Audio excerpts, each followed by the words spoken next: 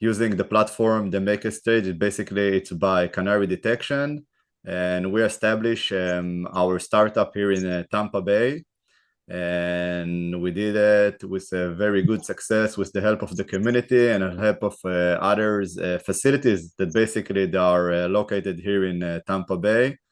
And basically we want to give back and share some of our knowledge to those people that have an idea. It can be a technological idea, it can be anything basically that coming to the mind, and sometimes there is some even psychological obstacles that stopping them to do their goal. And sometimes it's even easier than what do you think to make a new prototype or just to bring your idea to life. So we will start by, I will present my startup and what Canary Detection can do. And then I will share how I did it from idea that I have for a long time. It came for a working prototype after I used a few facilities that helped me to create it. And then I can hear some of your guys' ideas if you have. And that's it. We have only 40 minutes, so let's start. Canary Detection, it's a startup that is taking an air sample and can monitor if there is a present odor in the air. It can be anything that you want to detect. Usually we are targeting on explosive, narcotics, and allergen, but basically it can be anything that you want to find. It can be anything that contain an odor. So basically what we have now on the market, it can be what all of you guys know already. It's like dogs that you see on airport that are going around sniffing, checking. It can be for drugs, it can be also for explosive, and also sometimes for food, because in custom you're not allowed to pass some items of food. The other thing that we have, it's a machine, but machine doesn't have the same abilities like the animals. They are the threshold of detection is very low compared to the nose of the animal, so it's a problematic thing to use, but we're still using it because we have statistic. It's a machine, we can trust the machine. As human beings, it's more easier for us to trust the machine than an animal that basically we don't know the performance. Animals are being used for a broad ways of detection. It can be in the army, it can be in custom, it can be in private section for security, it can be for many, many things. So I will show you guys a short video. Dave, you need to drive carefully, and because you saw the video, so you don't need to look on it.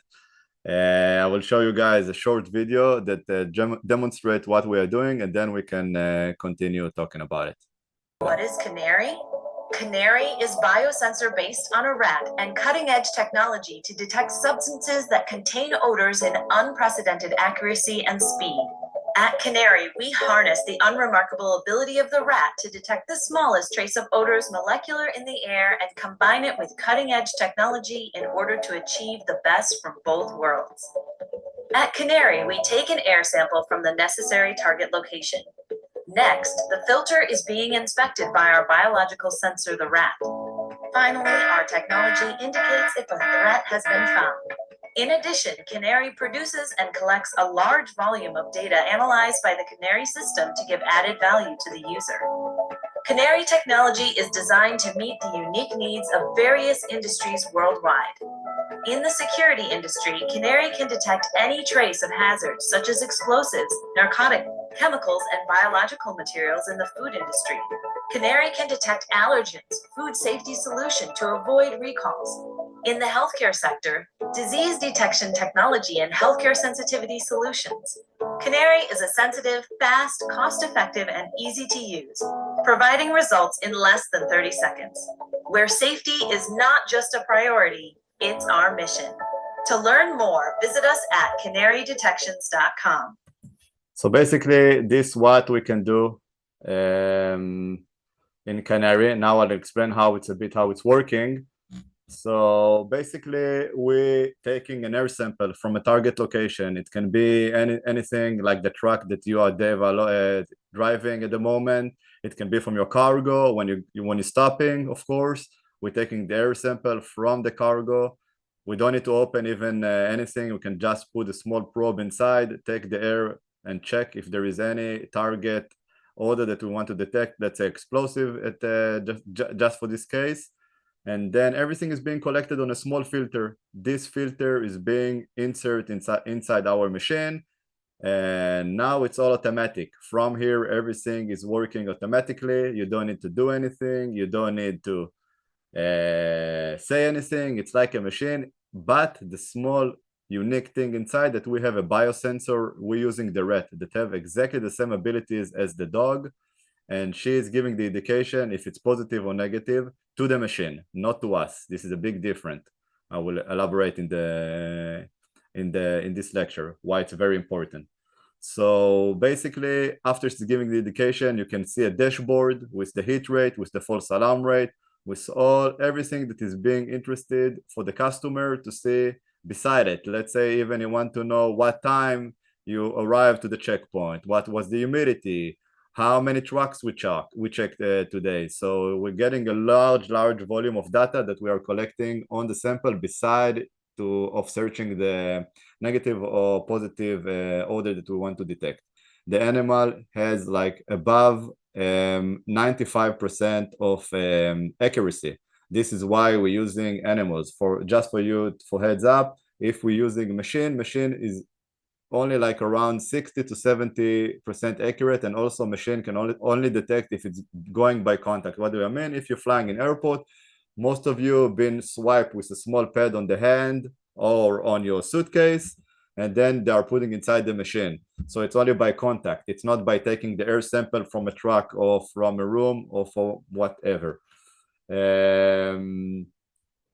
So this is how Canary it's working. So basically, if we will compare it to what we have now to other methods, it's basically the canines. So the canines have exactly the same abilities of the rat, but they are lacking the tracking. It's a bit of a rhyme, but I didn't meant it. But they don't know the statistic. They don't know if the dog is good or not good. It's all reliable on the handler to say if it's good or not good, the animal. And beside of that, the system is totally different. The dog need to run and sniff it by his nose to do something similar to what we talked. Let's say that the same dog want to check Dave's truck. We need to unload everything from the truck, and the dog need to go around all the items, and then we need to load again all the stuff on the truck. So it's much more time consuming, and I'm not talking about the money. That a dog is very, very expensive to train, and also you need to pay for a handler, and it's only one dog. Imagine that we can have for very, very low cost hundreds of rats. They're doing exactly the same one. That one rat is exactly the same as a dog. It's have exactly the same abilities, but it's very, very cost effective. It's very, very fast. I will also show you guys another video that you can see how the rat is working. So let me show you the video. I will share it with you. And basically what you're going to see now, you're going to see a few filters that are already being loaded on a tray, and each filter representing, let's say, a truck. So it's going to be 3 negative filters that you're going to see, that the rat will not give any response to them because they are negative, and basically she's marking them as clear. And the last one will be positive, and you can see that the rat is going and saying, hey, I found it, exactly like a dog. So I will share it with you guys, and then we can talk about it. Here we go. Negative filter presented, no response. Another negative filter presented, again no response. Negative filter presented, no response. Positive filter presented. Detection. Rat that she's on operation. It was the system. It was in very, very early stage. Now those days everything is automatic. You don't need to turn even the tray. Everything is doing automatically. But I wanted to show you this video, and just for you guys to understand that you saw less than 26 seconds. You saw the rats checking 4 different samples. Just for explanation, those 4 filters can be 4 semi-truck trailer. So it's crazy fast. Try to imagine that you need to do all of that with a dog. So you cannot even compare the speed that the rat is doing it and what our system basically can do. So I want now, because I said that I'm going to talk about how I develop it beside my idea, how I did it here in Tampa Bay area. So basically, But before you yes, go yes, into it, yeah, go ahead. Now I can hear you. My question. I wanted to ask you, like, so to change, to take samples from different trucks, for example, from different cars, Yeah, right? You would change the filter, right? correct. How long does it? How much time does it take to change the filter and to the filter sample to the rat, and then to put a new one in and to get a result? What is the like? How much time is it going to take per car, per filter? Yeah, so basically we need to divide your question to two. Okay, basically there is the first stage. The first stage is to do the sampling. Basically somebody is coming to your truck, for example. You need to open, it doesn't need to open, but you need to put the probes between the doors. You don't need even to open the door because you can put it in between. And then you're taking the air sampling from the truck. So this is the first time that you need to take, and this is depend on the size of your cargo. It's depend because we have like a formula. It's depend if it's big or small, it will be different time, and also the temperature outside. If it's very hot, you can take like for very short time of sampling. But the average it's around 2 minutes to do the sampling. After that you put it inside the machine, and then you saw from there you saw the speed of how fast it is. So basically, the majority or the longest time it will be to take the sample, but it's less than 2 minutes. Try to imagine that you need to unload all the stuff. It will take you just 2 minutes to go outside of the truck and open the door, and I don't know how long it will take you to unload all the cargo. So basically, you can do it for, I will give another sample, another idea. It can be inside Disney, because now when you are driving to Disney, you need to go for a checkpoint to see that you don't have any weapons.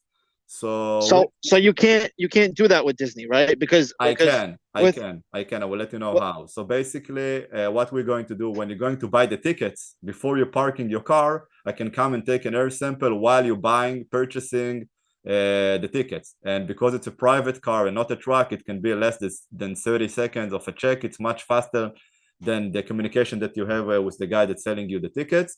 So in the meantime, I'm checking your car, and you can drive. You don't need to stop, because anyway, nobody's checking you at that point. But we know all the data. We have the license plate. We have the name of the driver. We have all the data that we need. And we can release the person. We don't need to hold him back. And he can go and park. But if the rat will find something, then we can go to the car. The rat can sit in a room next to the guy that's selling the tickets. And we don't need, this is why it's very good. It's non-invasive method. The kids doesn't need to be afraid, because some people are afraid of dogs. They don't see it. They don't know what's going on. So it's non-invasive, very fast. And basically it can also do Disney, stuff like that. And we're eliminating even before you are coming. So we can check the buses that coming, we can check the trams that coming, we can check the cars that coming entry. So basically, we can make it like a sterile place after you're crossing certain point in Disney. So this is another thing that out of our strategy that we want to do. You have any other questions? Awesome. So let's move to how do I basically build it here. When I had this idea for a long time, I wanted to build it, but as a private person, that basically we did it. You have an idea, but now you want to make it happen. Then suddenly the reality is facing you, and then you're saying, okay, how do I doing it? It's a very hard. Because when you're sleeping at night, you have everything in your head, but then when you're waking up, suddenly reality is coming to you. So first of all, the best thing to do is put it in writing, because if you put stuff in writing, it's helping you to focus exactly on your plan, and it's becoming from something that it's only in your head to something more physical, I will call it. It's the first step to do it physical. So basically, if you have something that like I build, you need to write exactly the step how you're going to build it. And if you have an app, for example, that you only want to do an app, that basically there is no physical product. So you need to draw exactly the screens. You need to draw exactly which screen is going to do, like it's a working program. Like you remember as a kid, we have the book that you can flip over and then you can see the pictures moving. Exactly the same. You don't need to be that perfect, just, you know, to have a kind of idea. So this is the first thing that you are starting with, and it's helping you psychologically to go to the next step. After you did this one and you are committed to that, you need to do some of research to see what else is out there. Maybe there is some product that is exactly like your idea. And even though there is sometimes you are looking, because you know people are all the time inventing stuff, and we became very innovation, and all the people suddenly want to invent stuff, and it's an awesome. Even though that somebody already have an idea, it doesn't mean that you cannot do it. For example, all the stuff that you saw, like Facebook, all the platform that already exist, they also had somebody that doing exactly or very similar thing to them in the past, but they know how to do it better. So if you know how to do stuff better, and even though it's already on the market, it doesn't mean that you don't need to try and do it by yourself. And even sometimes it can give you the insurance that, it's out there, so there is a need to what I want to create. So even though it's out there, you like passing by one step that you are afraid maybe nobody need it, maybe, I don't know, it will not work. So if it already exists, it doesn't mean that you don't need to go ahead and go with your idea. And I had a question with Jonathan that is not with us, and I will try to answer his question. He asked me, I'm afraid to share my idea with people because it's only an idea, and if I will share it with somebody, it can come and steal from me the idea. So it's true, somebody can come and steal your idea, but imagine how hard for you when you have the idea inside your mind and it's all ready and you know exactly how you're going to do your idea. How hard for somebody it will have to come and actually do it, because you're struggling to make it happen and you're not doing it, and you have everything inside your head and you still don't go ahead and doing your stuff. So imagine if somebody is just hearing an idea, he need to like go crazy in order to make it happen. So you don't need to be afraid of sharing your idea. The chances that somebody will come and steal your idea is very low. But on the other side, if you're sharing your idea, it's another step to make it real in the universe, because now you're talking about it, you're making it happen, you're discussing it with other people.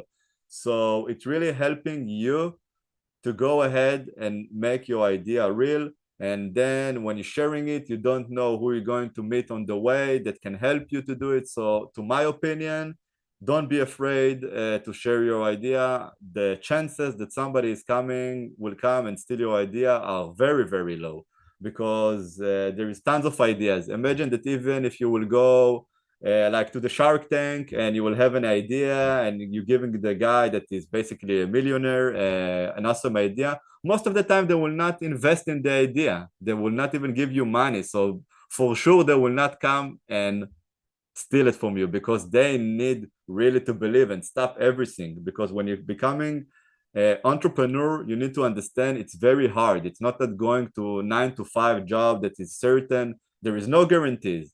So nobody will come and steal your idea. It can happen, but the chances are very, very, very, very low. So don't be afraid, because if you are not sharing your idea, it's not going anyway to be happen for you. So go ahead, share it. Later on, you can patent it and do whatever, even though those days it's very hard to patent stuff, because you need just to change a small thing inside the system, and basically it's not helping. But don't be afraid to, I'm saying it to Jonathan, don't be afraid to make it happen. And another thing, after you decided that you're going on it, it's starting to share. So in Pasco County, there is tons of places that will help entrepreneurs to make the prototype coming to real. I will start with the first one. The name, I will also share all the details in the comments in a second, but it's called Smart Start. Basically, it's part of the EDC Pasco County. and it's helping people that have an idea. It doesn't need to be technological. It can be anything. It can be any idea or any business that you want to develop. They have coaching. They can give you offices. They can help you with the business plan. They're doing like gathering around with others, entrepreneurs or other small businesses. And it's an awesome, very recommended for somebody that have an idea to approach them. There is an awesome guy named Dan over there. If somebody need, I can introduce you guys to them.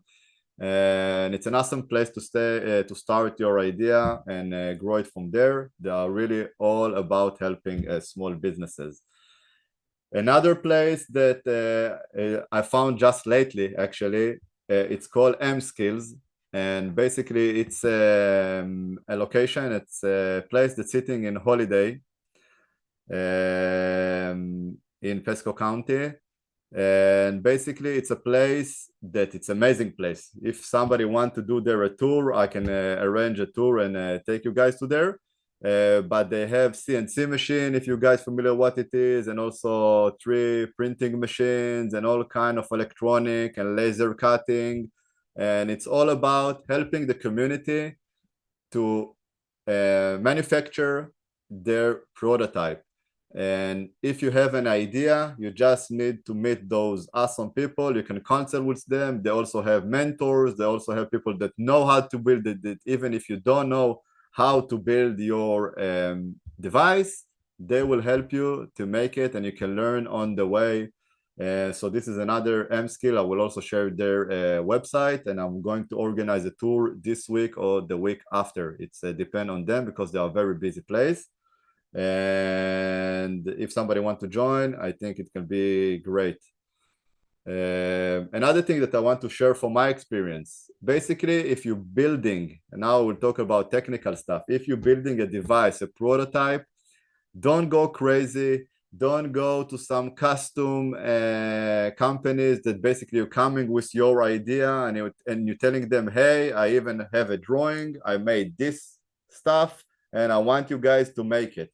To my humble opinion, I think it's a waste of money, because I'm not saying that the company cannot build what you gave them. They will build what you gave them. But most of the time when you're doing development of a new product, even you don't know exactly how you want it to be. So if you will waste all your money, I'm talking about thousands of dollars, and giving to those companies, they will make your product, but it will not, eventually will not be what you want. So you need to build it all by yourself, or with a guidance. You can join, you can bring somebody that have some tech knowledge and bring and build it in-house, but don't go crazy. You don't need to go and buy stuff expensive. For example, we don't have, I don't know, you don't have any more Radio Shack, but you have another amazing electronic store called Amazon. Amazon, basically, it's amazing place. You can buy all the components that you want for very free. So you can build your prototype, and you can use, when you're building the prototype, when you want to do the proof of concept, you can build your prototype from items that is not specifically need to be or mentioned to be as is. What I'm meaning about, let's say that you're building a box and you need it to be from PVC or whatever, you don't need to go for a special company to build that box. Try to see if you can find off-the-shelf items that you can modify and join them together, just to show the proof of concept. It will rapid your innovation. It will rapid your business very, very fast, because in a few months you can buy off-the-shelf items, hook them all together. Then you have something that is already working. You testing it, you tested that, and you're also getting inputs from others. And after that, you're having this product that is working, and it's a prototype that you build by yourself for not a lot of money. Then go ahead and you can go or to those companies or to different to do it in mass production. So this is very important, that basically you can build almost anything with different items off the shelf. And also use Amazon. Amazon, it's amazing. You can find, let's say, if you need some special sensors or you need special electronics, you can find them online. It's very easy, and the day after it's on your doorstep. Another thing that I want to recommend that I encounter when I building stuff, until now, all the stuff that I needed to build, I know how to build it, but I'm not a software programmer. So basically all the time I need somebody that will work with me on the program, on the software side, because I'm not coming from that side. But luckily, guys, we are in the time that we have AI and ChatGPT, that basically it's like your partner that can do everything. You just need to know how to talk with him, and he can create everything that you need, like codes, softwares. It's crazy. So guys, use this resource. Some people are a bit afraid and don't know how exactly to work. If somebody needs an advice how I'm doing the stuff with the AI, I'm here for you guys. I think that, guys, that this is almost all the time that we have for this session. So if somebody have, Dave, if you have any questions, you are more welcome to ask. And for sure, this is our first video that we're doing. We're going to have a few in the future, but we are here. I am here all the time. If somebody needs some guidance or want to share their ideas and they are stuck, or they even, I don't know, need some push in that direction, I'm here to help you guys. Dave, you have any questions? I was saying like the the company is the Canary. Yes. Canary Detection. Correct. But the animal isn't a canary, it's a rat. Correct. So you're asking why it's explain canary? Why? Yes. Yeah. So first of all, because the rat is not the only one that is being as the detection. So basically canary, it's a system. So you cannot call it a rat. It's not like you want to compare it to a dog. It's not like a dog. So it's a system that it's all combination between the animal and the software and the sampling method. It's all combined together, because for just to enlighten your idea, we can take two rats that will work together, and then if two of them will say yes, then it's a yes. But it's also a bit about the software. So basically, it's not about the rat to say it's positive or negative. She have a part inside the machine. But let's say if she is not working good, and you can see the statistic is going down, something that you cannot do with a dog, I'm just taking the rat out and putting a new rat inside. So the system is all the time being operated. So the name is Canary, and Canary is because in the past, canaries, I'm talking about the birds, used to be in a coal mine and inside the mine checking if they're like poison gases. So we took the name from there, because our system can indicate if there is a target odor that we want to find. So it's not about the animal. So I even cannot call it a rat, because it's not a rat that's working. It's all about a combination between the software, between the hardware, and between the animal. So the outcome, it's not because of the rat saying yes or no. It's a combination of a lot of parameters. Thank you for that. I appreciate, and thank you for this all of this rundown. I appreciate getting an insight, and I think the videos are fantastic. So thank you for that. Thank you, Dave. So if somebody or Dave, you have any question in the future, don't hesitate. I will add the link to Smart Start and to MSkill. If somebody want to having a trouble to connect them, I'm here, and I'm going, like I told you guys, I'm going to organize a tour in MSkill, because I think it's amazing. It looks like Area 51. It's so high tech, and so it's only waiting for people to come and start to build their ideas. The link to Smart Start, the guy that's in charge over there, his name is Dan. Awesome guy, have tons of knowledge for business wise, and he really out there for help people that want to create stuff. And the other one, it's the MSkill. So feel free to reach them out.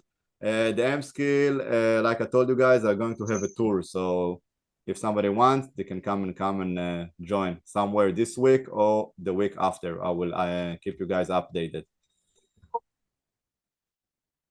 Bye, guys. Have an awesome day.